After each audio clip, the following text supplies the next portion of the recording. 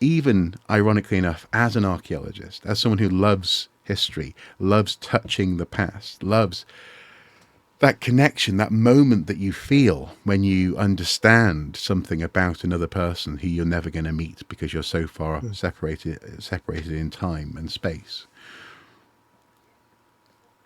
Even that, with all of that said, I wouldn't want to go to Titanic. I don't see the point of going there.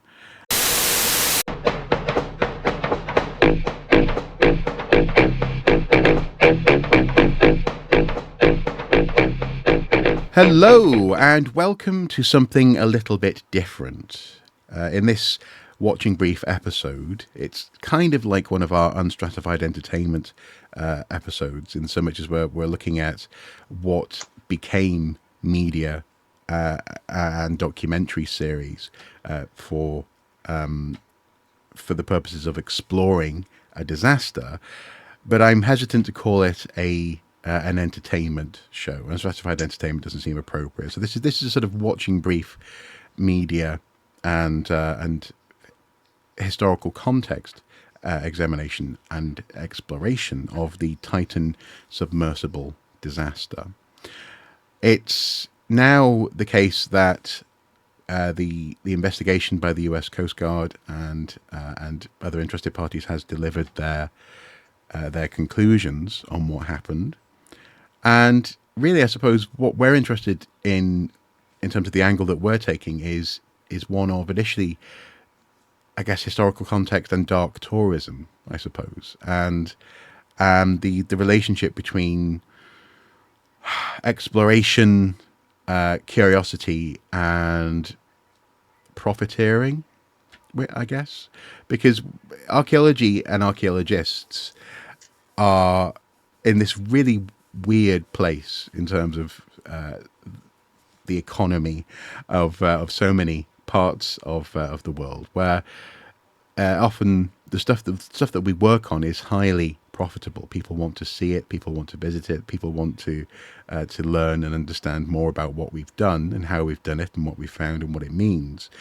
But the trickle down theory doesn't necessarily work. Often archaeologists find themselves in infamously poorly paid positions, and moments where people who are deploying an awful lot of wealth towards going to probably the most famous submarine wreck site, archaeological wreck site in that sense, namely the Titanic, are so clearly privileged from our perspective. It takes so much to imagine doing what Stockton Rush and OceanGate did, that it's kind of mind-boggling to think of it as purely commercial, I suppose. And actually, I think part of the setting of OceanGate and what it was doing was clearly, from a standpoint of at the very least pretending in some respect that they were undergoing research and exploration. And so it's been, as for so many of us, it's been compelling and fascinating to observe.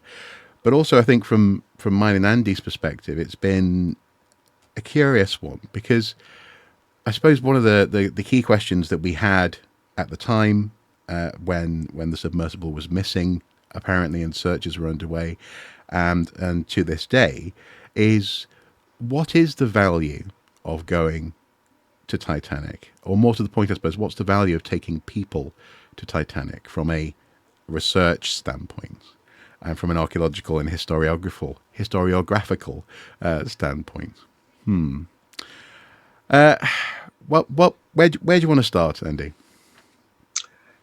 That's a very good question, because this, as you've just outlined in your intro there are so many questions that go begging when we start discussing Titanic as a cultural event, as a cultural icon, as a hugely commercial object, in the context of, and we're talking particularly about 2 documentaries going forward, plus the United States Coast Guard report, which, as you say, dropped just over a week ago at the time of recording.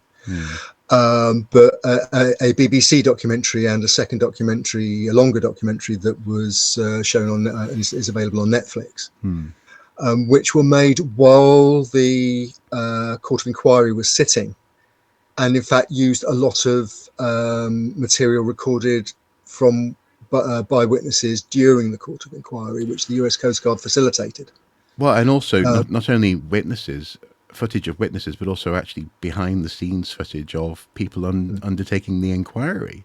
We had the chairperson, we had other people involved in that hearing at home, and giving a context of, we're here to give closure to the families, and even we get a moment of reaction when they watch, probably not for the first time on camera, but they're watching together the moment that that Stockton Rush's wife hears what we now think and or know to be the implosion event up on board the support vessel. Approximately 2 seconds after it occurred. According to the timeline that the Coast Guard report gives us. So it has been remarkable to see this, and the fact that they have been so clear and transparent, and yet at the same time, you were telling me just before we started recording, they had the stipulation that media coverage would not be allowed to focus on any members of the family who were in the hearings, who were attending. So it's also been compassionate as much as it's been transparent. And managed. We have to bear that in mind. That particularly and I think we have to bear in mind that one of the issues was the lack of effective oversight of what OceanGate were doing, of what Stockton Rush was doing. And that figure, when you read the report, it's 300 odd pages long, but it is a fascinating document about, and yes, it tells us about Titan. And I think as we'll probably explore more in the conversation as we go forward, it also tells us a lot, I think, about particularly American tech startups. People who think that their cutting edge shouldn't be regulated because that stifles innovation. And whether that's actually sometimes a cover for just being reckless. Yeah, and it's interesting, actually. I guess we can dive in, no pun intended, in various places. And one of those places actually is on that point about this idea of this as a tech startup. It was quoted in one of the documentaries that Stockton Rush had a fascination with what he called, quote unquote, the big swinging dicks. Namely, people like Elon Musk, people like Jeff Bezos, to a certain extent, I suppose Bill Gates would be in there as well. People who he thought of as being the big boys around whatever table he imagined that they were sitting at, and he wanted to be at that table. And it's also clear that he had an obsession with people who had found themselves connected to Titanic through legitimate and meticulous exploration. In this instance, I'm thinking of James Cameron, where there's a clip having come back from a particular dive where he got to within I think a couple of hundred meters of Titanic at depth. He comes back and says, well, so in total I've got now this many hours in the sub. That's only topped by one man. That's Jim Cameron, and he's expecting people to react to that, to his obsession in that sense with this other person, and no one does. So he clearly was driven. He clearly wanted to be in this club, and at the same time, though, I think it's not clear what the innovation actually was. In so much as it's tech startups, you say that the theory is you don't get in their way because you stifle innovation. and yet there are laws which they deliberately seemingly skirted by having the vessel registered in the Bahamas for insurance purposes, by not flagging the vessel to a particular nation, by having the have it not certified by a third party. It wasn't just that it was a case of the law gets in the way. It was a case of, well, we're not gonna risk it getting in the way, and yet I wouldn't say they was innovative. Rather, it seems that the technology that he was using was a deviation from innovation. Yeah, I mean, look, again, picking up a couple of things that you've said there. First of all, for Rush, it appears to have been personal on a number of levels. For example, you mentioned that very poignant, in retrospect, moment when his wife just turns to the rest of the crew monitoring the dive and says, "What was that bang?" You will hear a noise that is external to the ship, or external to the room, I should say, and you will see their reaction to the noise. Stockton Rush's wife Wendy is waiting for messages from the sub as it nears the sea floor. What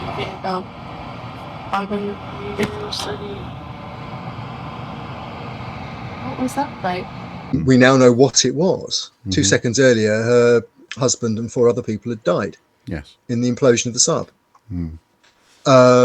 But she was actually related to 2 of I think it was the Strausses, Macy's, wasn't it? She came from the family of people who very famously lost their lives on Titanic. Yeah, and we should say Wendy Rush. Yeah. That's right. Yeah. Yes, and I mean, maybe this was made clear in other places and in other ways, but it doesn't seem as though that was a driving factor for her necessarily to go to this place for her family's sake, as it were. And the reason why I say that is I would contrast that with a documentary that I watched again in a very long bit of prep that Andy and I have been doing for this conversation. Documentary by National Geographic, where an expedition a few years ago went to Titanic to do some metallurgical tests. They put a rig down there to see how metals were being affected in that environment. They also took down a submersible to examine the wreck, and specifically had a historian on board who was helping them identify different parts. And they went looking for the staterooms in which a member of the Guggenheim family had been apparently, according to legend, top and tails, dressed in his best, and went down, quote unquote, like a gentleman. Yes, with his servant, with his butler. Yeah, precisely. Yeah, sipping whiskey or whatever. But actually, it was interesting because I think they said great grandson of that fellow was on board the vessel, and seemingly, I imagine, probably the family helped to fund this expedition. And he had a very sobering moment when he realised, oh, that's the window of my great grandfather's cabin. I'm not sure that it was the dignified end that we like to imagine. It probably was actually horrific, yes. And that for me is something that you don't see in again any of the. I'm sure a lot of the publicity and marketing has been taken off the internet by OceanGate, but you don't see. Well, I didn't see any of that emotion or poignancy coming from the Rushes in terms of their motivation to be there. And I think we should say it's been made clear by the entity that was OceanGate that they have ceased all commercial activities and they only exist now to cooperate with the inquiries and support the families of the bereaved. Is what they say. Yeah. So we need to make that clear. I mean, it's and also so just one more thing about legacy. Stockton Rush himself, his name. His first and surname were both connected to signers of the Declaration of Independence. This guy had such a, I guess you could say legacy. You could also say chip on his shoulder to try and do something remarkable. I mean, I think you can certainly say. I mean, Stockton Rush and his wife come from an American elite, and he was clearly driven to achieve. Now, it's interesting again. I have to ask again, based on what we've seen in do you think achieve is the right word, or do you think he was driven to make a mark? It's not the same thing. That's true. Because it was pointed out. It's pointed out in interviews with engineers. One colleague in particular, that he lacked fundamental knowledge on the physics of what was happening to the materials in the submarine. In fact, even more telling, that witness in the interview says that he's supposed to have had a degree in aeronautical engineering, but there were basic scientific principles he was ignorant of. Precisely, and yet, for example, again in the course of our research, there's footage of him at the Explorers Society in New York, giving Explorers Club, giving a lecture, a guest appearance, where he talks about how he had wanted to be an astronaut and couldn't realize that he couldn't quite do that, so he wanted to go to depth. He had what he calls at one point the deep disease. And talked about how he had prepared his whole life for this. But if you're doing that, and he apparently did a degree in engineering, in terms of aerospace engineering, if you're doing that and you are taking it that seriously, if you want to be essentially the astronaut of the Atlantic, why did he lack that knowledge? Is that what I mean? And this is what I mean by achievement. Was he driven to achieve, or was he just wanting to etch his name into the legend of Titanic? And that's a very interesting question, and it's not one we can answer because there's been no detailed biography of Stockton Rush, and neither of the documentaries, these extended, these feature-length documentaries that we've watched, are biographies. What they are explorations of the effect, in retrospect, and even more so in retrospect, now we've got the Coast Guard report, of the impact that one person's personality can have on a company and its working practices, its ethos, even its engineering, when they are in a position of absolute control. And it's interesting, and crucially, no oversight from external bodies. Yeah, it's interesting that so many people, even after the fact, they use the word genius to describe him.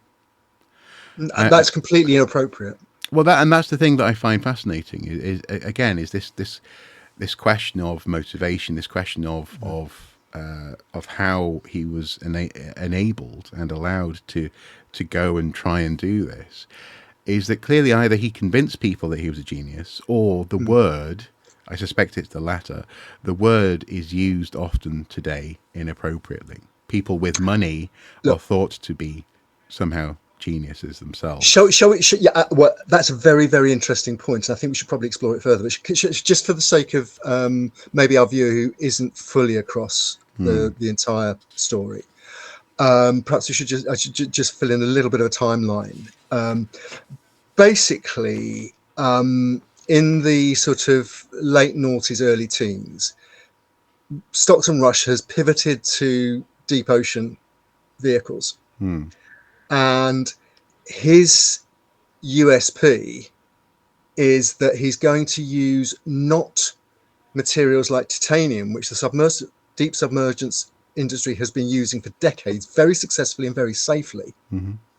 But he's going to pivot to using carbon fiber, which has been used, again, effectively and safely in the aerospace industry.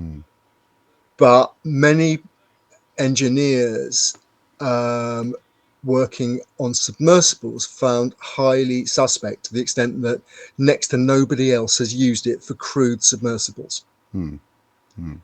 And the one of the reasons for Rush wanting to use carbon fiber appears to have been that he saw a commercial opportunity to carry paying passengers to deep wreck sites like Titanic, and there's very few others that people might want to visit. OceanGate suggested a number of others, including deep ocean vents and a couple of other wreck sites. But basically, they have one vehicle by 2023, and that was the Titan that was designed to go to Titanic and carry people down to Titanic. In fact, at one point, he's Rush himself is quoted as saying the Titanic is a brand that he wants to be associated with. Exactly. And again, maybe we can come back to that later.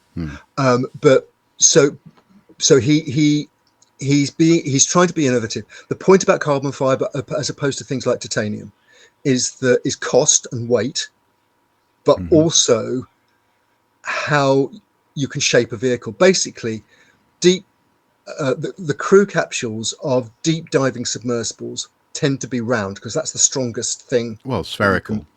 A sphere. Yeah. With a sphere with viewport or ports.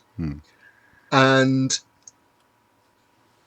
one of the limitations of that is the number of people you can get into the sphere. Well, is it? Well, I hate to go off on just a slight little tangent, but we have, again, in part of our prep, seen instances. This was on a Canadian television follow-up. Yeah. We have seen companies that work with spherical subs and that can fit up to 5 people. That's right.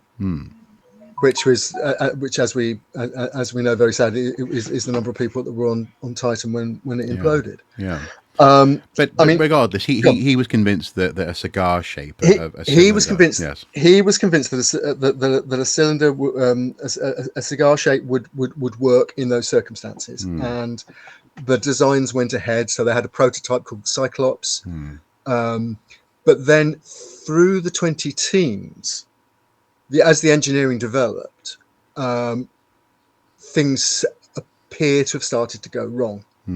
Or corners appear to have started to have been cut as problems arose. So it's now known, for example, that the carbon fiber that was being used had already been rejected by Boeing, or at least the aviation industry, as not up to standard for a passenger carrying airliner or passenger carrying aircraft. Then I think the most serious allegation that was put in the documentaries, it's now there in the report, is that basically Titan was actually the second vehicle of that name. The first Titan, the hull, fortunately was recognized by the pilot doing a pre-dive check, but the first hull had become dangerously what they call delaminated. That the layers of carbon fiber were coming apart and losing their tensile strength, and that to the extent that the whole thing was rebuilt. But they didn't tell anybody that. No, so this was in 2019. Carl Stanley, pilot, warned Rush on April 18th, 2019, following a crack incident, and also actually there have been some power issues as well on board. Yeah, and this was in and around dive 47. The crack was identified, and then in the winter, preparing for the summer of 2020, the hull was replaced. Yes. So effectively a second vehicle. Yeah. It was effectively, whatever percentage the hull was, a new vehicle. Absolutely. Yeah. Again, just for people who haven't seen it, the Titan consisted of titanium end caps, one of which contained a single very large viewport for observation photography, which were linked by a carbon fiber cylinder, which was glued to the end caps. The crew could only get in or out through the end with the viewport, and literally had to be bolted in. There was no way of egress from inside the vehicle. No. So in a sense, it was like a space capsule. Well, and there's some in retrospect rather alarming footage that TV presenter Josh Gates brings to the the BBC documentary we saw on BBC. I believe it's available in other formats, on other channels in other places. This was the documentary Implosion, where Josh Gates, who is a presenter on the History Channel, Expedition Unknown, he's often known for and other things, had done research into this. He'd heard about this company that was doing these deep dives, got the higher ups, the heads of the channel, to fund preliminary filming and perhaps even shape a full program around OceanGate. And there's a bit of footage where they're bolting them in, and Rush says, "You're my prisoner now." Well, thankfully, or whatever, you might, however you want to frame this, that dive was unsuccessful. There were power issues, there were engine propulsion issues, and they had to scuttle the dive, if that's the right word. They had to abort the dive, and return to base.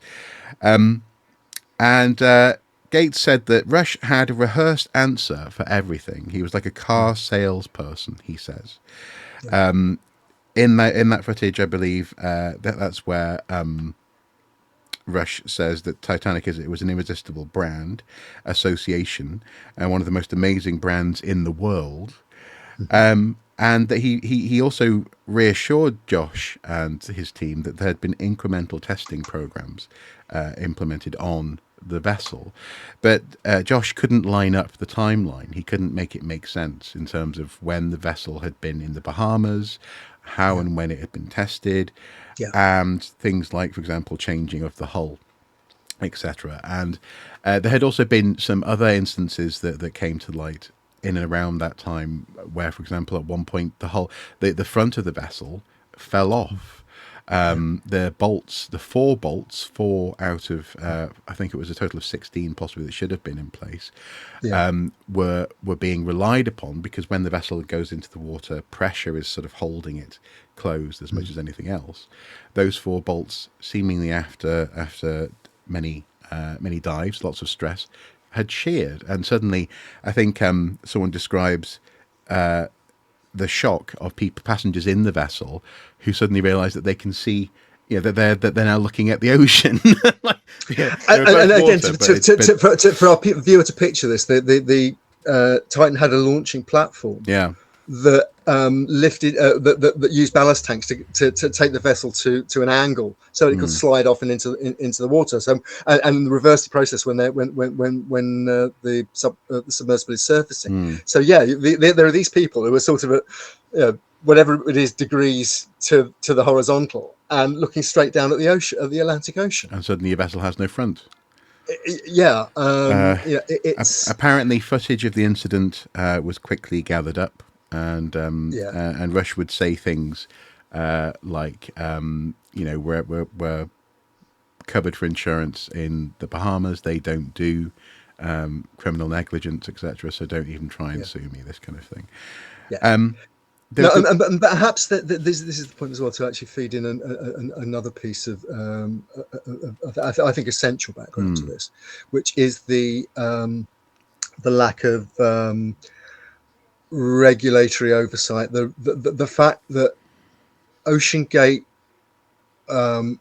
was incorporated in America in a state, and it escapes me for the minute which one it was, but it's one where there's relatively little oversight of companies. Well, I think they were in Washington. It was Washington State. That's Washington right. State, yeah. But I'm thinking of you quoted the chair of the. Or you mentioned the chair of the Coast Guard Board of Inquiry, Captain Jason Neubauer, is his name, and he appears in both documentaries. He appears saying he was on the verge of retirement, but he actually asked for the job of chairing that inquiry. He felt it was so important that he wanted that to be his sort of swan song, as it were. He said, "I absolutely wanted this case." And I think, again, I've seen no serious criticism of the report.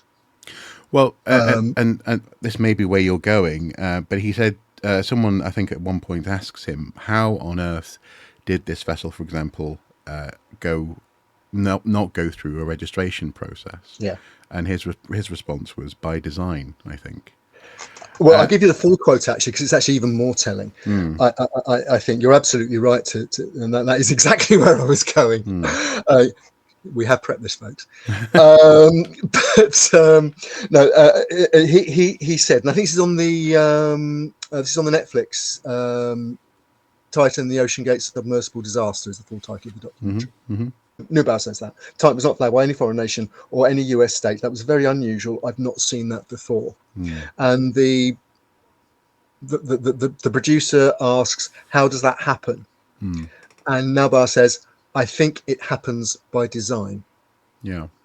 Now, I've seen this, thankfully not in situations where lives are at stake, but I've seen it in situations where, for example, people don't want oversight.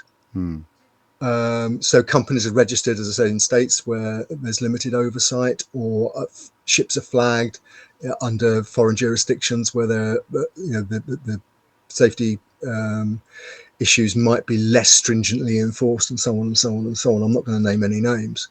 Well, and if you think about it, they went through great geographical effort. Being registered as a company in Washington, launching from Nova Scotia, and having their insurance handled in the Bahamas. That's a massive triangle just to hop, skip, and jump around. Absolutely. And if you look as well at other jurisdictions that might be involved in this, you've got US citizens in Stockton Rush involved. You've got 3 British citizens, and a French citizen who are on the Titan with him when it implodes. The Darwood's father and son, and Hamish Harding, the aviation entrepreneur, another member of the Explorers Club, if I remember rightly, as well. An adventurer, he's described as. Yeah, exactly. And yes, and yes, both of them very rich businessmen, Mr. Darwood and Mr. Harding. There are other jurisdictions that automatically. The Canadians, of course, it's the support vessel sailed from a Canadian port. And in terms of geography, they're doing lots of jumping around the rules. But also in terms of the designation of those people on board, they weren't guests, they weren't clients. They were designated as mission specialists. And that mission specialism, they would say with a wry smile, could be as simple as being the person who puts the bolts on, or being the person who flicks a switch here or there. It's the sort of thing that you can understand why some people are very uncomfortable, but other people, and this is actually one of the great questions that was asked, I suppose, after the Second World War. Psychologists, artists, academics and others tried to answer the question, how on earth do otherwise good people do horrific things, or do things which they know should not necessarily be done? And the answer is often it's to do with the culture that surrounds you and surrounds people. There's an instance following Dive 80 on the 15th of July 2021 when a member of the team, Antonella, was told to leave when she said, we can't dive again, following a massive crack having been heard upon almost resurfacing. Just quickly, for people who haven't seen the documentary or aren't familiar with the report yet, one of the safety features that OceanGate claimed was in place was what they called real-time monitoring of the hull, which was basically little sensors which were supposed to sense the hull becoming stressed. Were meant to sense the hull becoming stressed before it became dangerous. But what again, one of the allegations is that these very loud cracking noises were being heard by the crew inside the cabin space, and Rush would dismiss it. Oh, that's the carbon fiber curing. Now, that is seasoning. Not he said seasoning. Seasoning. Yeah. That is not something that any engineer working with carbon fiber would say. That's not what it does. No, and it's also interesting because he just jumping back briefly to Josh Gates, he said, on. I think they actually have footage of him saying. I can't remember if they used that footage, but he certainly said to them on more or less on camera or on the record that the sub makes lots of noises going down. And Josh goes, "Oh, so did you abort the dive at that point?" He goes, No, I kept on going. Of course I did. What else are you going to do? That was obviously a red flag. And he said, and besides, on the next dive, it was fine because I put earplugs in and I couldn't hear it. But with that in mind, Antonella, actually her full name is Antonella Wilby. She was a ROV expert. She had witnessed sloppy pre-dive checks in terms of wires and compartments and so on and so forth being exposed. She'd heard him saying this line about the Bahamas doesn't do punitive damages to clients. Obviously people going ha ha ha ha at the time, but she's like, this is alarming. And when she brought it up, she was told, you don't have an explorer mindset. And this is why I mention this psychological aspect of why do people do these things. The explorer mindset was clearly a culture within the company surrounding this big personality of Stockton, and possibly Stockton and his wife in that sense. I don't think it's fair to include his wife in that. I think certainly all the reporting and all the evidence. Yeah, by that I mean to say she's on board. She was part of the admin team. She was a senior member of the team. Sure. She was supporting her husband in everything that she was doing. They didn't look as though there was anyone that Antonella could go to who wasn't going to say you don't have an explorer mindset, and they pushed ahead regardless. So she actually left the ship on that day, and people didn't actually meet her eye. She says that no one even looked in her direction because of this bubble, because of this sense of what we're doing is outside the box, and you just need to get with the program, which is interesting because in other instances, Rush talks about how when you're outside the box, it's difficult to know how far outside you are. So he clearly had some sort of awareness, and some people have even suggested that he knew it was just a matter of time, that eventually it was going to either go with him in it or with someone else in it. That he could not have not known, as it were, that the vessel shouldn't be making cracks, shouldn't have holes through which you can pass a light, for example, a torch, this kind of thing. It's that aspect of a runaway subculture, again, no pun intended, that I think it is hopefully possibly one of the greatest lessons that has to be learned here. At one point, I think you were fascinated by audio from a meeting between a whistleblower and seniors in the company, weren't you? Well, there's a number of meetings that, in fact, two meetings in particular that are referenced, or two people in particular who are referenced. One is David Lockridge, who was an ex-Royal Navy diver and submariner and expert in submersible vehicles, who went to OceanGate. It's almost like drummers in Spinal Tap, if that's not too tasteless an analogy, because OceanGate got through quite a number of heads of engineering.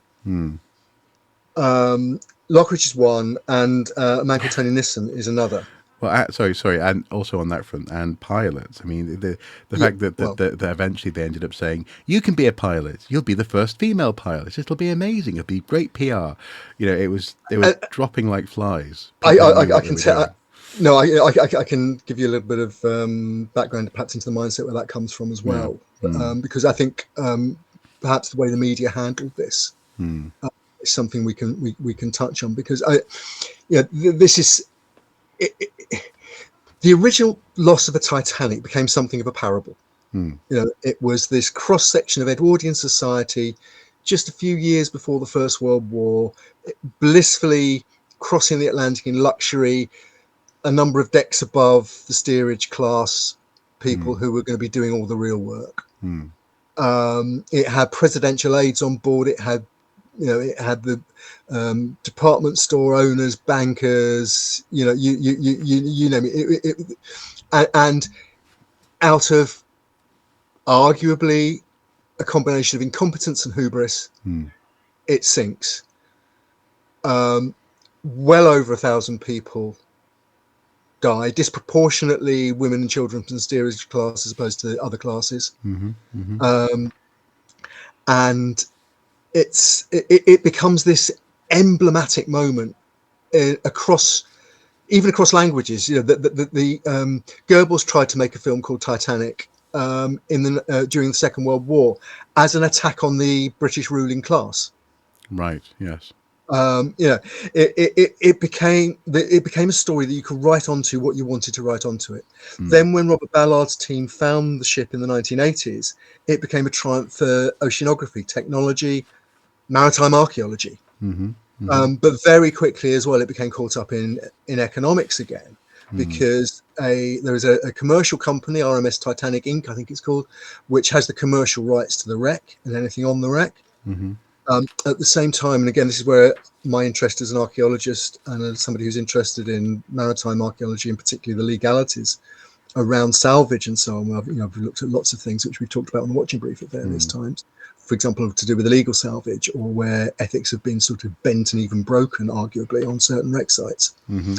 But Titanic, as of April 2012, became subject to the UNESCO Convention on the Protection of Underwater Cultural Heritage, which means that any country that is signed up to the UNESCO Convention is meant to regulate its citizens and its vessels if they approach vessels like Titanic that are recognized under the convention. So, you know, there is an international heritage angle to this, plus a commercial angle. Again, when I was doing the prep for this, I discovered that when the Titanic exhibition in Belfast was being prepared, I don't know if you've ever visited it when you've been visiting your Northern Ireland relatives, right? And perhaps you can tell us maybe what's in there at the moment. But originally, it was being prepared it was being designed at the time that a private collection of Titanic relics was being put up for sale from a museum that had gone into liquidation. In the US, the bankruptcy administrator put it out to general auction when a consortium, including Titanic Belfast and the National Maritime Museum in Greenwich, wanted to buy the entire collection to keep it together. Yes. They were massively financially outgunned in the auction, and currently that collection is owned by hedge funds. Yeah. You know, so now that they say that they're going to, you know, monitor and report on where it is and how it is, and it's going to be shown to the public, and so on and so on and so on. Yeah, but obviously it should be clear. Hedge funds exist to speculate and to accumulate profit. Yeah, precisely. Yeah. Yeah. So, and then by the 1990s. Jim Cameron makes his movie at the end of the 1990s, but part of that, people who remember the movie remember those very distinctive looking submarines and the ship, the Keldysh, which I think has a named role in the thing. That was actually was a Russian research vessel that was operating those submersibles, and that went down to Titanic and took people down to Titanic, including Tony Robinson, Sir Tony Robinson of Time Team, who went down with Jim Cameron and made a documentary for Channel 4 about it. You know, they were doing safe commercial trips to Titanic. Jim Cameron, I think, says the only person who had been to Titanic more times than he had, mostly on the Russian subs, was P.H. Nogelet, the French former submariner, Titanic expert, who again died on the Titan. Yes. Yeah. I think he had 36 dives completed, and Cameron at the time, I saw an interview, said he'd had 33. Yes. Yeah. You know, but again, you know, that shows that, you know, the fact that those guys between them had done almost 70 dives perfectly safely. Hundreds, if not thousands of hours. Yeah, and other people had done.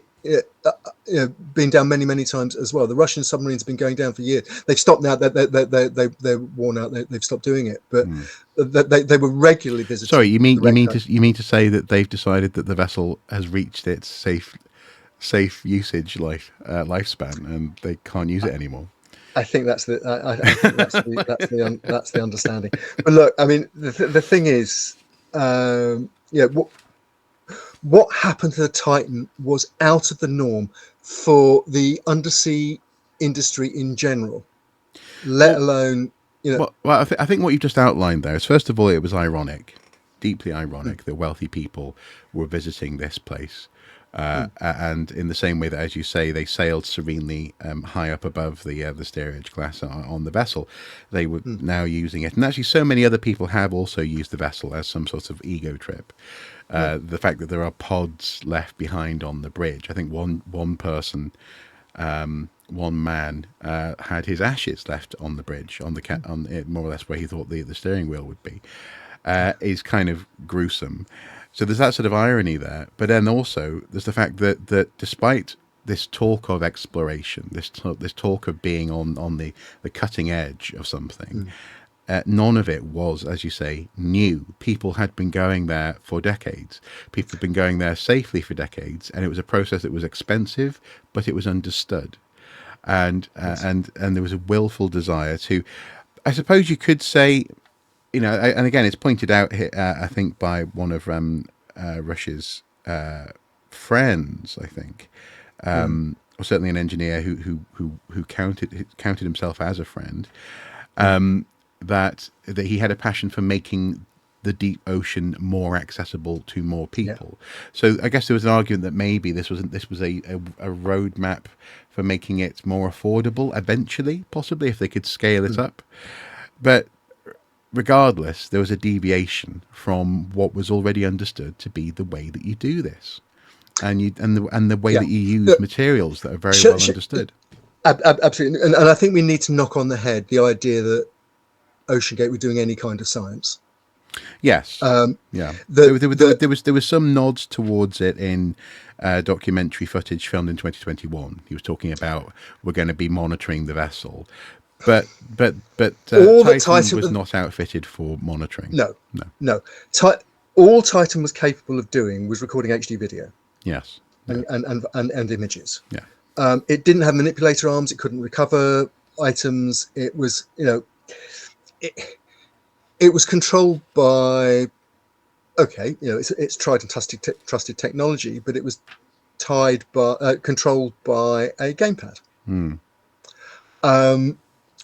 And those mission specialists, as you say, they were called mission specialists as a get around, so they couldn't be called paying passengers, and therefore different insurance and categorizations, classifications would have applied.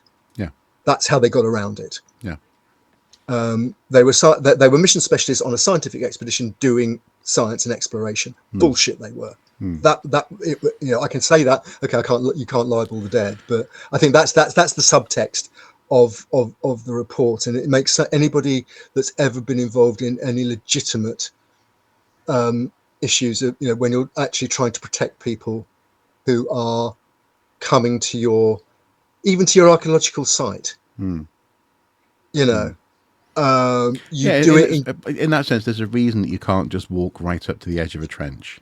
Exactly, because you might fall in. Every archaeological site, if there's any risk of the public stopping by and having a look, it's fenced off. It's more and you have third-party insurance. And more often than not, there's someone whose job it is to meet and greet and to say, "Hello, do this, don't do that. Here are the rules of the site." Absolutely, it's risk management. And absolutely. Well, and I suppose this comes back to that things about materials science and about the tried and tested way of using and visiting, using subs to visit Titanic, is that all of that was hard-won risk mitigation, and I mean at one point it was strongly suggested that Rush should be doing this, using Titanic in an unmanned, unpersoned capacity, which he again dismissed out of hand. He said, "Well, David Lockridge, the ex-Royal Navy submersible engineer who was their head of engineering for a while, or head of operations. I think I can't remember what his exact job title was, but he was a very senior member of the actual operational team to the extent that he could say how things were going to be done. Well, he said at one point he was certainly piloting the vessel. That's right. In fact, actually, at one point, the two men were in the vessel when Rush got it trapped the Titan in I think cables, possibly even a part of the bulkhead of. You're describing that they did a test dive to it's a shallower wreck, but it's the Italian liner Andrea Doria. That's it. That was sunk in. Yeah, it also sunk in the Atlantic in the 1950s. Yeah, and it's an iconic it's just reachable by divers on rebreathers. Yeah, but technical divers. But it is a deep and dangerous wreck. And yes, yeah, it's hazardous exactly. But he was the guy who was able to take over piloting. Eventually, Rush sort of went okay and relinquished controls. Well, it's better than that though, isn't it? Because it describes in very cool terms what actually happened. That Rush was piloting, got the Titan trapped on the wreck, couldn't extricate it. And he said, look, give me the controls, I can sort this. Give me the control, I can sort it. And eventually, it describes how Rush threw the controller across the cabin. Yeah. To, and to an experienced pilot. Yeah, to somebody who was cool, experienced, knew what they were doing, and they were. It was able. And was trying to save his life. I mean, like it's fascinating, but. He appeared prominently in lots of the coverage of the investigation and the testimony, having sent over the course of 18 months emails to Stockton, even after he was let go. He was eventually, I think, subject. I think we mustn't use the word "let go." He was fired, as was the other, as was the other head of engineering that was interviewed. Well, he was fired. He was fired specifically based on the audio from the meeting because he was suggesting things like going and doing testing as it should be done incrementally with an unmanned vessel, or, for example, taking things like cracking seriously, doing a full materials investigation, this kind of thing. I mean, I think the David Lockridge, I mean, we have to say his role in this was very much the sort of he's the sort of Cassandra figure. He's the whistleblower who wasn't listened to. In fact, that's a whole another issue, because I think one of the, again, really interesting substrands of this is about whistleblowing and the power that big companies have over individuals, the power to shut down individuals. And again, it's something I've got some limited experience of in the work that I've done, where it's crossed over companies like that, where getting threatened it goes with the territory.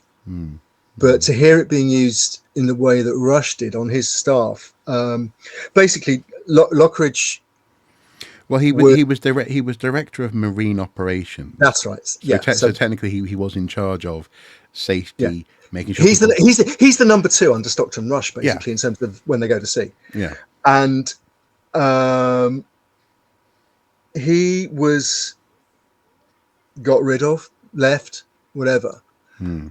He went to the National Transportation Safety Board in America under their whistleblowing program to say, look, this company is fucking dangerous. And they need being to be Scottish, at. He probably did say that. Well, this is the thing. He filed a complaint under the whistleblowing program, but because of the protocols of the whistleblowing program, the NTSB then appear to have had to inform OceanGate, i.e. Stockton Rush, that the complaint had been made. OceanGate then sued David Lockridge for breach of contract, defamation, you name it. It's what's called lawfare or SLAP, strategic litigation against public participation, where a big player tries to shut down somebody who's got an embarrassing story to tell by basically smothering them in very, very expensive legal proceedings. The NTSB wasn't able to support him, and that's one of the things that is suggested is changed in the in the report to make it safer for whistleblowers to actually blow the whistle in situations like this.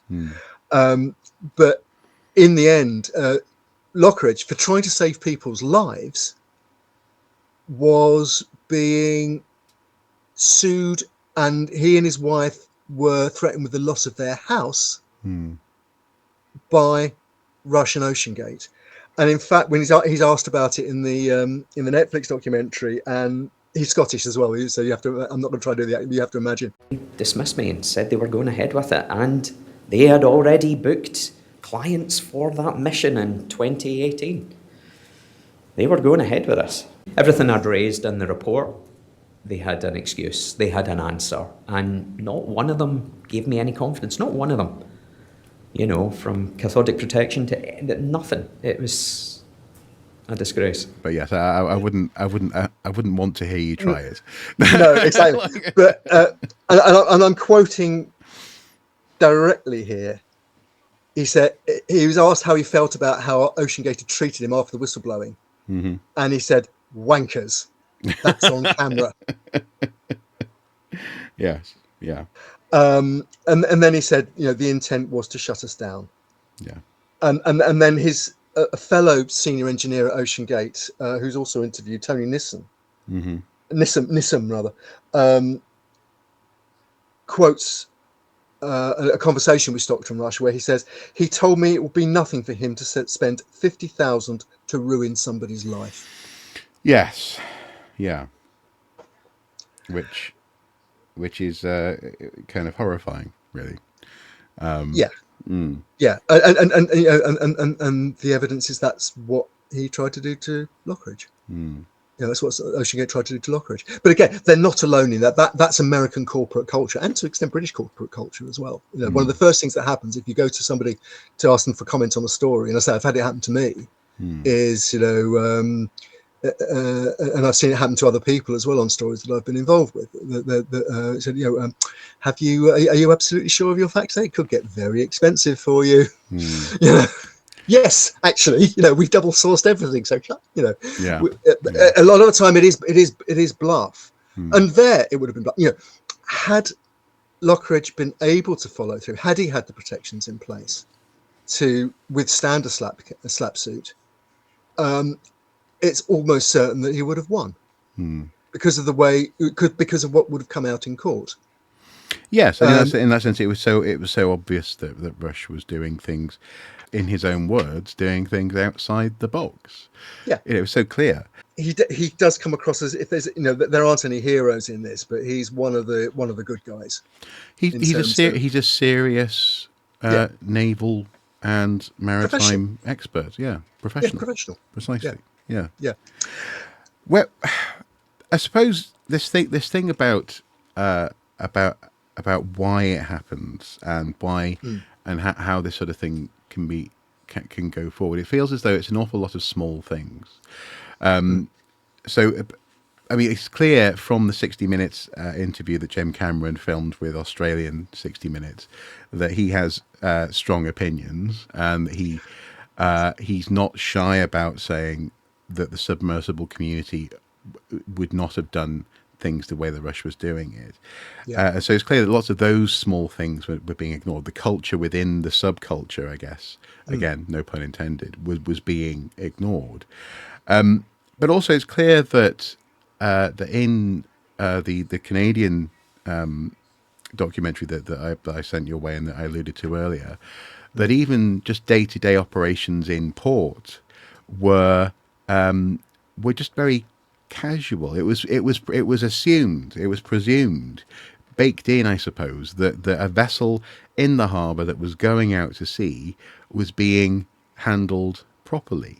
And yet, when you actually look at it closely, the owner of the vessel that they rented to get the sub out to location themselves said, "Oh well, safety was in the hands of the people who were renting the vessel. That's not my position to handle that."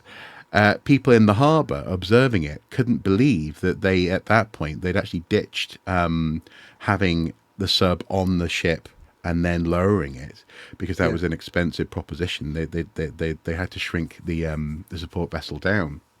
So instead they were towing it out on its platform where it's subject to rocking waves and wind and all sorts of bashing around. And they'd also, I can't remember which of the two documentaries, I think it's the Netflix one, makes the point that it had, between 2021 and 2022 and 2023, it had been left in the open on the dockside in St John's, Newfoundland throughout the winter. Yeah. Subjected to, so freeze thaw action, that kind of thing.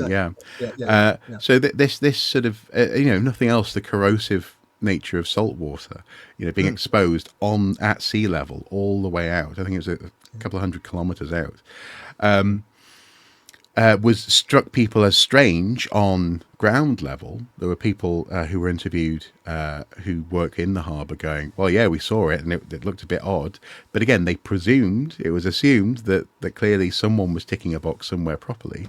Yeah. And then even harbour authorities, when interviewed, were sort of giving the impression that they had assumed that this had been okayed somewhere else on the chain.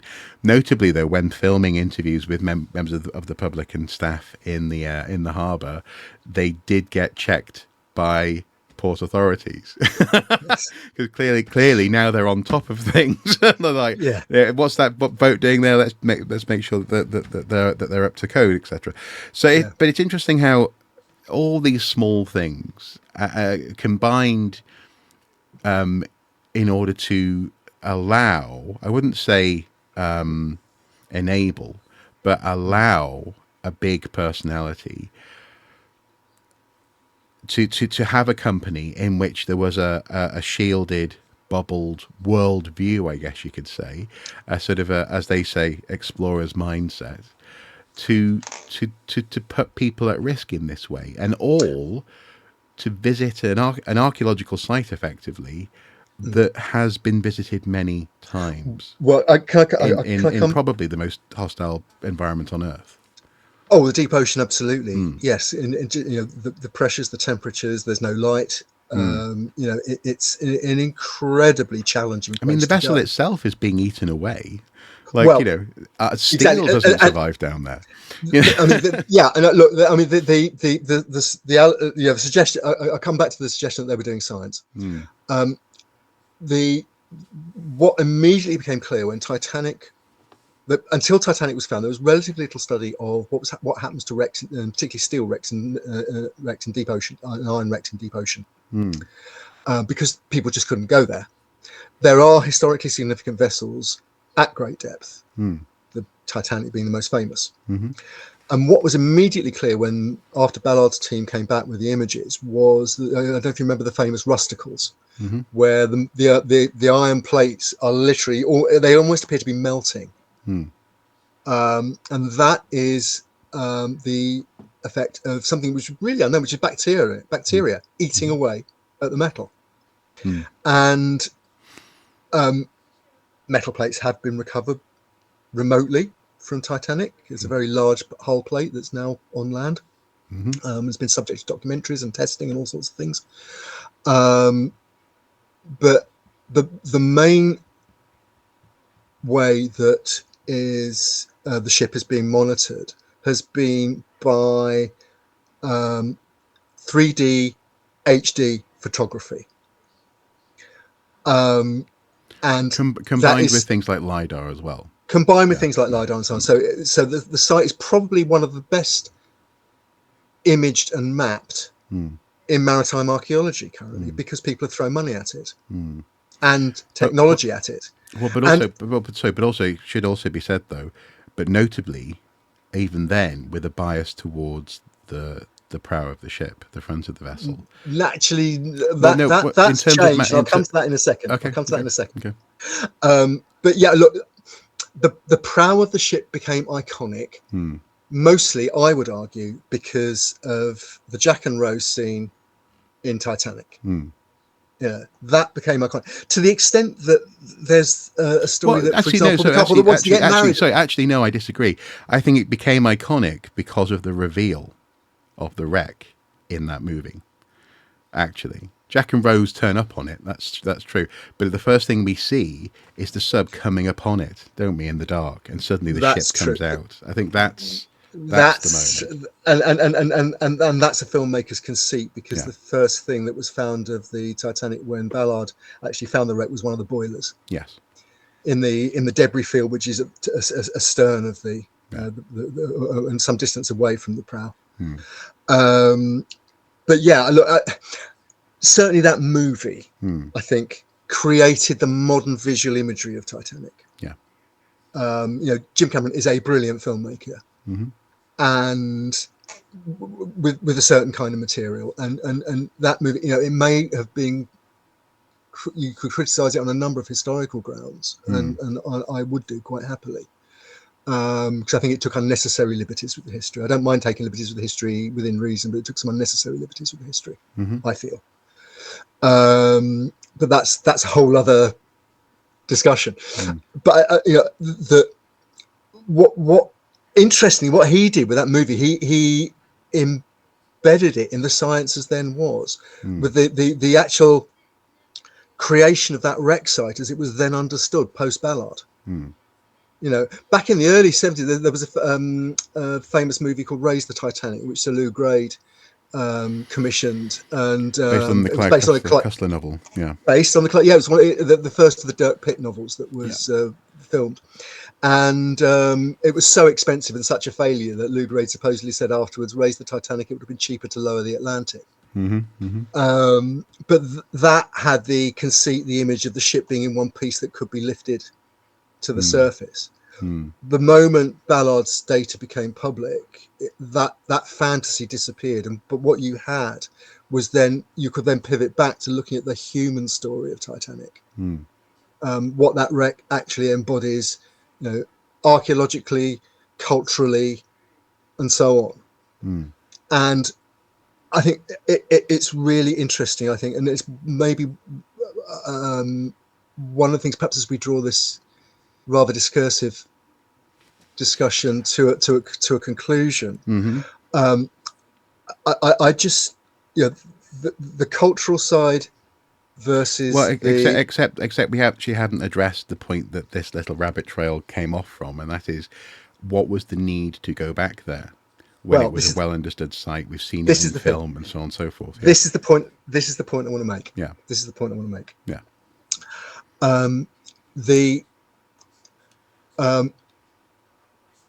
We've got Titanic as a cultural symbol. We've got Titanic as an archaeological site.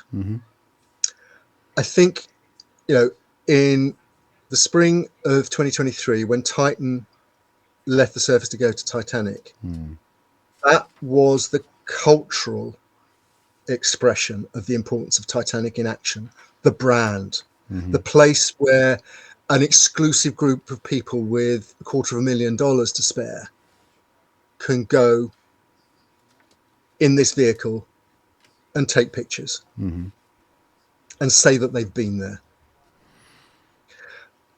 Why do you climb Mount Everest?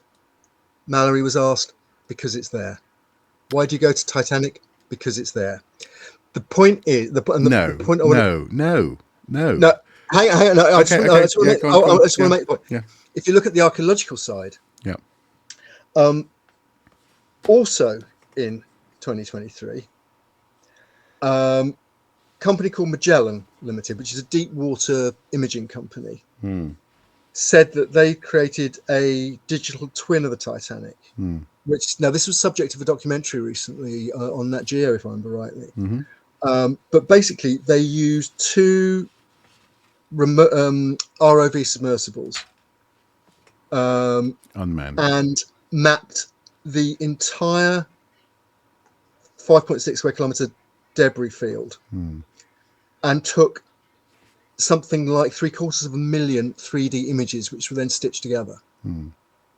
That's the science of monitoring Titanic. You don't do it by sticking a camera through a porthole in a homemade submersible. And that's what OceanGate were doing.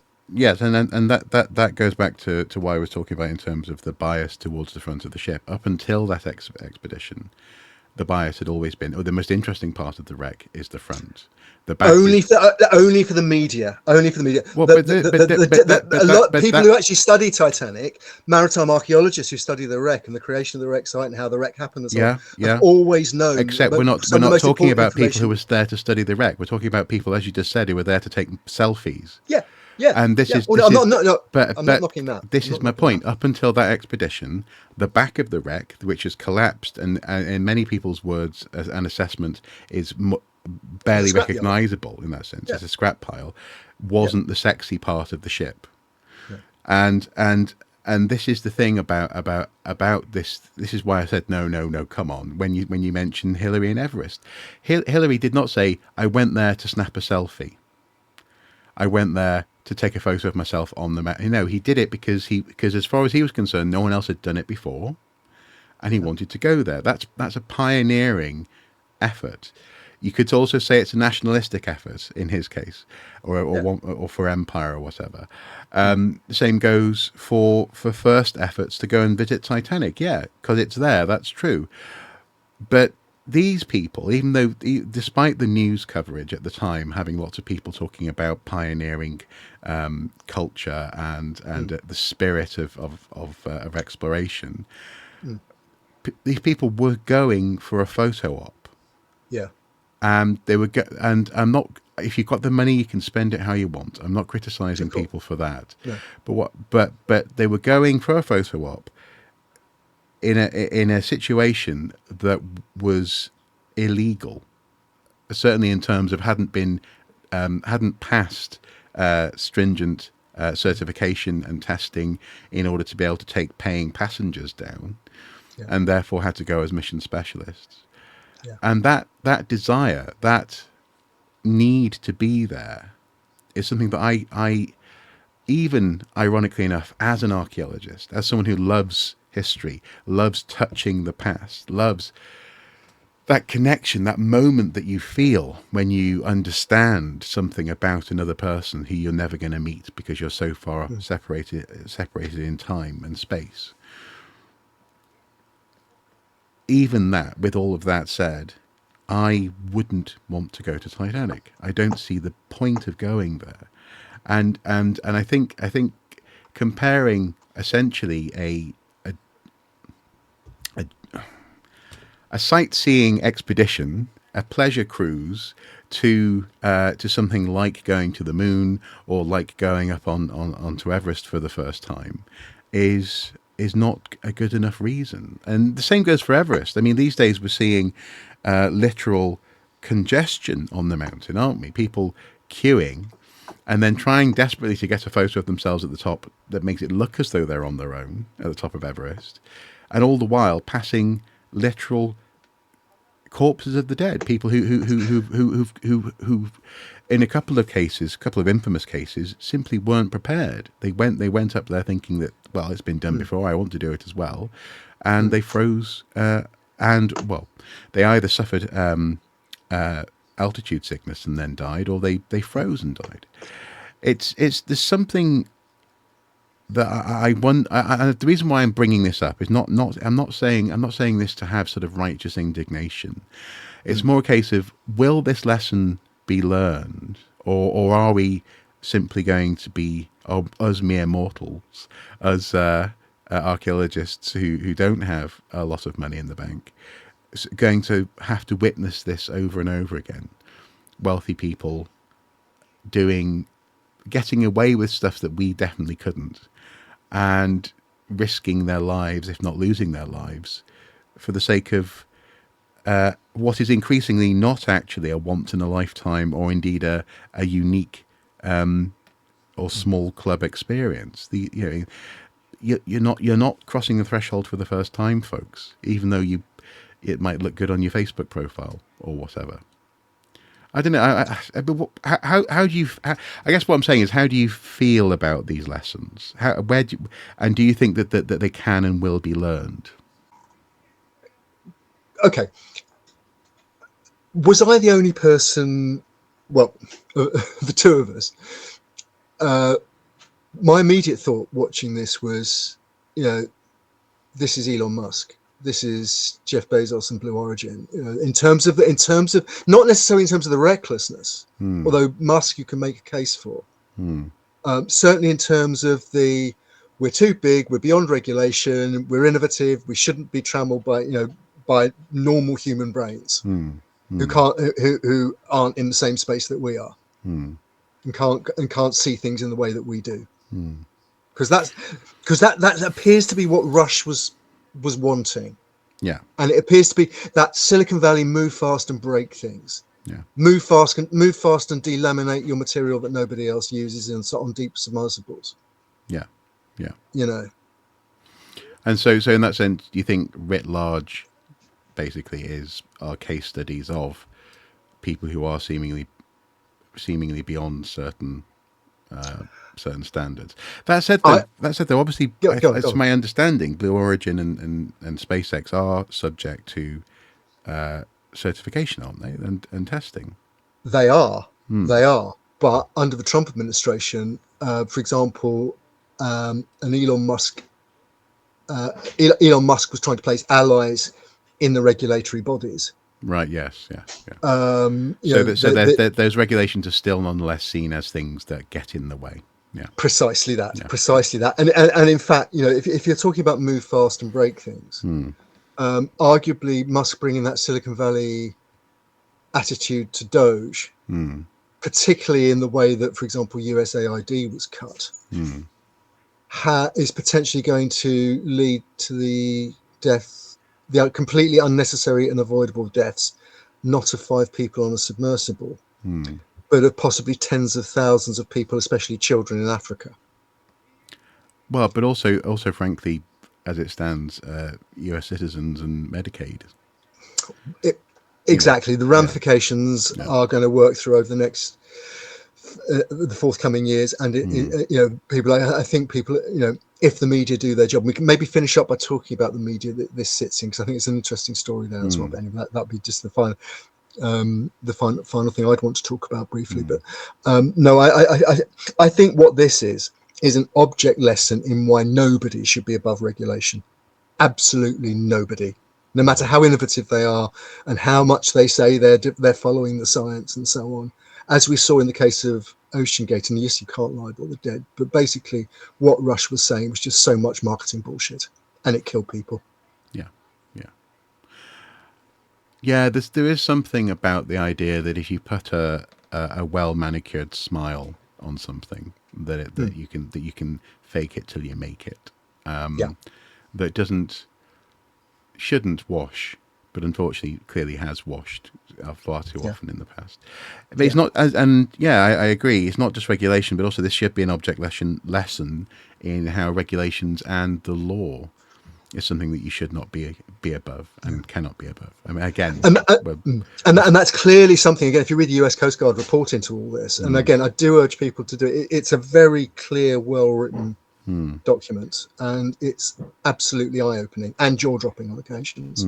The way that they talk about a toxic workplace, they go into the details of the lawfare and so on. And it is frightening what was happening in that company.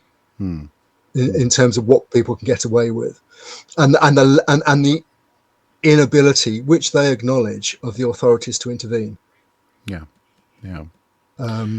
for any of us, who use vehicles of any kind, is concerning, I think. Yes, absolutely. So, do you want to make your point about media, and then I think I have a final thing that we'll wrap up on. Okay. Obviously, we the starting point for this was 2 feature-length documentaries, or let's say 1 feature length, 150-minute, 1 feature length. Both of them detailed, both of them very cool, very objective. They didn't go on the human interest, the human tragedy angle, whatever. Really, but they were. I think that they were done with a great deal of responsibility and an understanding of the material they were dealing with. I think it is very interesting to contrast that with another documentary that could be made about the way the media responded in the first instance, where it was treated as a rolling news human interest story. So we started getting background on the individuals and so on. Where it was treated as a disaster movie where at some point you're going to have Jim Lovell emerging from a capsule. Interesting. Well, I've got a point to make about that in just a second, actually, because I think it's a very interesting. Or the countdown. I mean, so things like the oxygen countdown. Yeah. Which, as Jim Cameron said in that interview with Australian TV with ABC, everybody in the submersible community knew that the moment they lost communication with that vessel, they were gone. Well, there was no other and tracking and telemetry. So they lost communications and telemetry simultaneously, and the only way that would have happened was that the vessel had imploded, and it would have imploded before anybody knew anything about it. And that's what was that bang that Wendy Rush asked about. The telemetry said, 2 seconds earlier they'd lost the telemetries on, then the bang was transferred to the surface.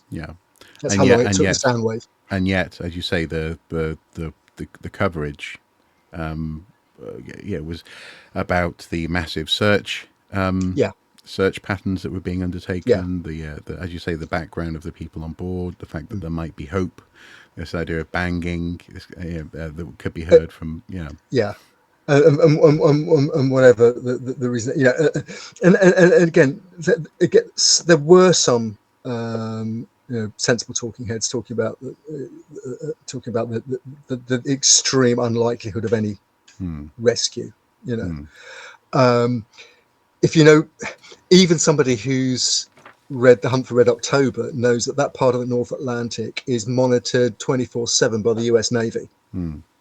Because they have underwater listening arrays that can triangulate on the positions of particularly submarines and any other noise that happens in the deep ocean.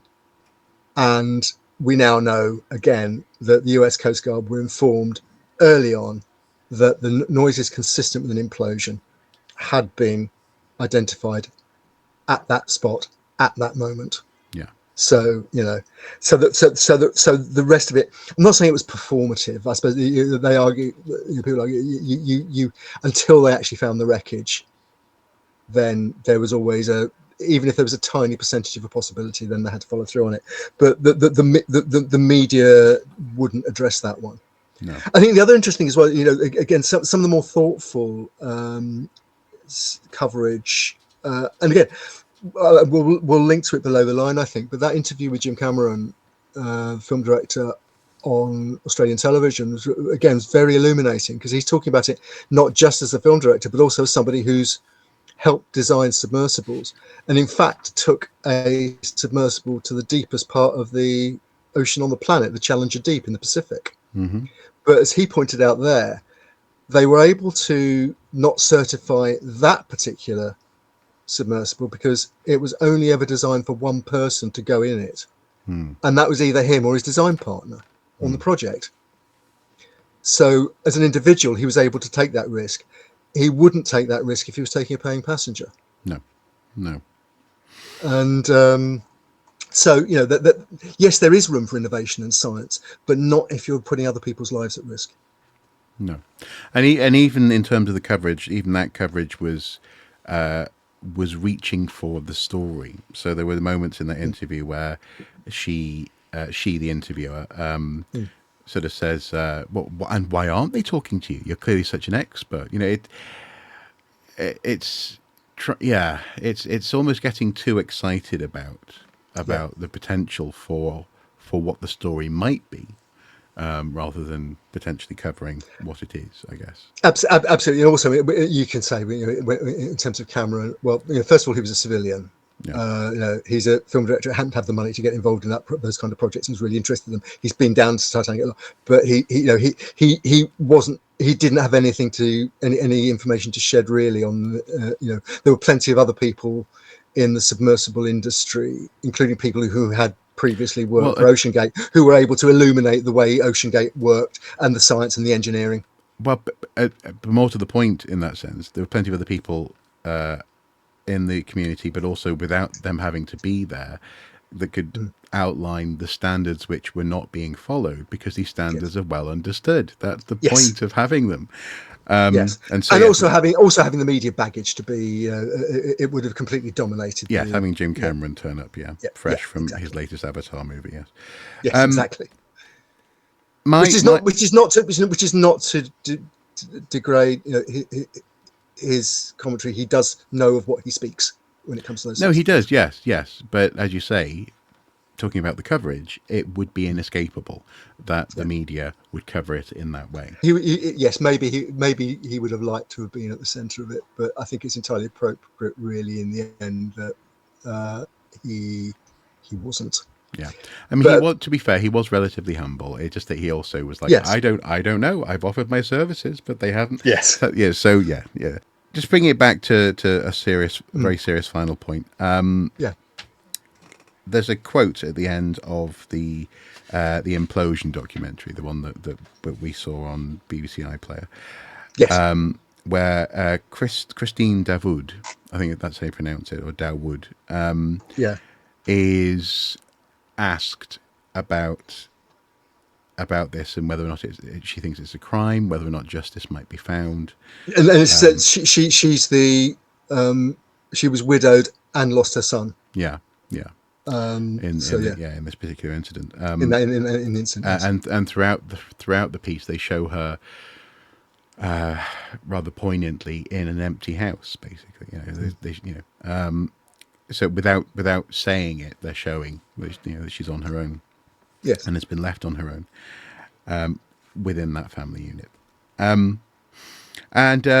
They ask about this being a potential crime. This is set up up to this question, up to this point, and she says, "Well, the problem is that the culprit, quote, died with them. Who am I to blame?"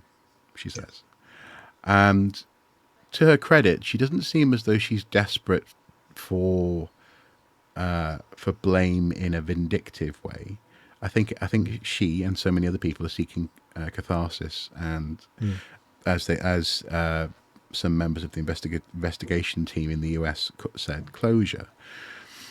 And I suppose I can only hope that in the hours, days, weeks, and months since that was recorded, that the process of the investigation and now its findings have given her something in that sense of knowing and knowing that it is known who is to blame, and whatever comfort that might come with that. I know that seemingly was at the forefront of Jason Neubauer's approach to this investigation, and to a certain extent, I don't suppose we need to know really what happens next with some of these people. It's right that it's private. Lives were lost, and with the exception, I suppose, of the Nargeolet family, as you said, taking OceanGate to court. It's good that we've had a sense of their loss, but also that we're not doing that media thing of asking for one final comment, one final point of reaction, that kind of thing. I don't think there is. Look, the story of the Titanic has now gone on for over 110 years. It's been a cultural icon for all that time. The first movie about the Titanic came out within a few months of the actual disaster and included a survivor. Well, this is. Yeah, I mean, I don't know if we'll have this as a little extra on this or not, but this is an interesting little additional idea here. Is I was curious about how did people react who remembered the wreck, remembered the catastrophe, to the idea of this being entertainment. And it's clear that obviously reaction was varied. Some people thought it was atrocious, that you couldn't possibly make a movie out of such a horrible event.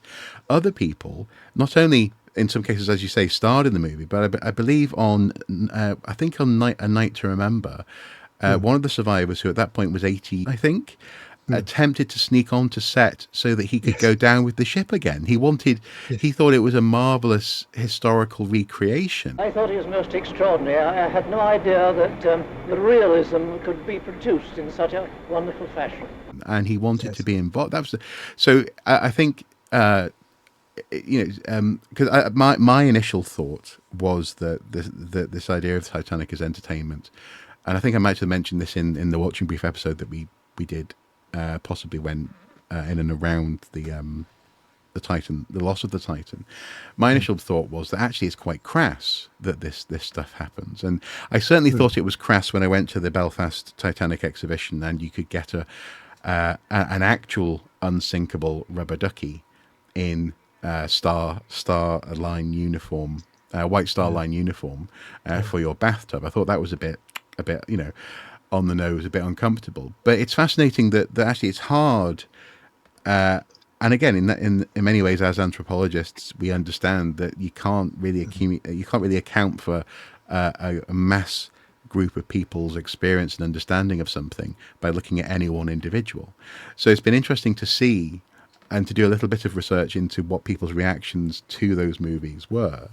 I believe the daughter, can't quite remember her name.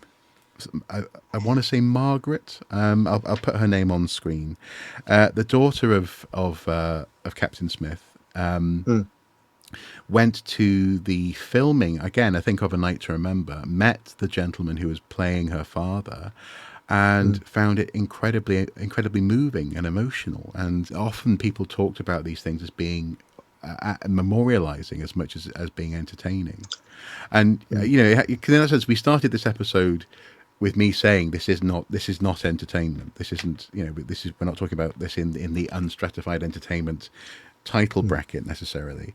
But it's fascinating how entertainment for some people is poignant, and I should also say at the other end of that bell curve there were people who couldn't make it all the way through the film. There were people who'd survived the sinking who found it too harrowing, a little bit like the range of reactions that Second World War veterans had to Steven Spielberg's depiction of the D-Day landings. Actually, some people thought it was poignant and necessary, other people thought it was so good that they couldn't watch it. And so I'm sorry to have gone off on a slight tangent there, but I don't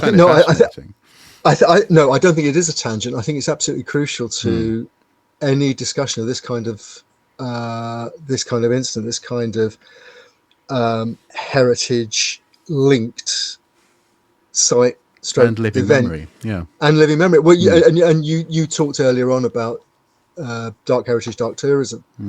Obviously, I deal with conflict archaeology, and there's a heck of a lot of dark tourism in that. Nazi war diggers, sorry. But also, even just the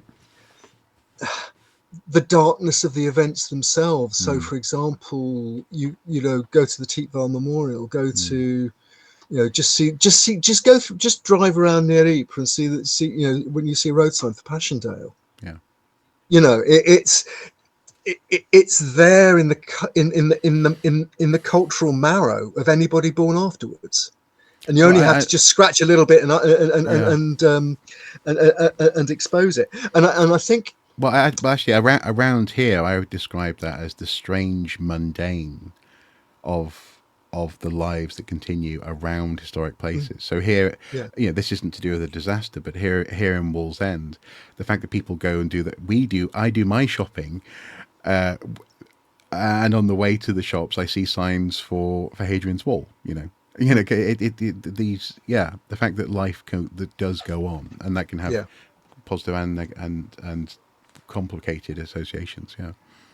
It does, and I think I'd make a sort of a final point there, in that when we're looking at the Titanic as an event, it's now very common to ascribe, back in the day, Thomas Hardy wrote a poem called The Meeting of the Twain, where The iceberg and the Titanic meet through pure chance and happenstance. Fate, if you like. Now, though, we don't talk about Titanic in terms of fate. We talk about Captain Smith, who was, as every naval officer was at the time, inexperienced in handling 40,000 plus steamships travelling at over 20 knots in ice fields. And the head of the line, J. Bruce Ismay, allegedly crumpling up an ice warning and putting it in his pocket at dinner hours before Fred Fleet saw that iceberg in front of the Titanic. In other words, it wasn't fate. It was hubris, incompetence, possibly even an element of negligence, of wanting to have the ship driven to... They were never going to make the blue ribbon. Titanic wasn't capable of that, but what she was capable of was a very fast, efficient voyage. That's what Ismay wanted for the maiden voyage of his new flagship. And there are naval historians of Titanic, who would say that that combination of a toxic workplace, to use the words that the US Coast Guard used in the report of OceanGate, caused the loss of the original Titanic. And it's a deep, dark irony that exactly the same things may have caused the loss of the Titan.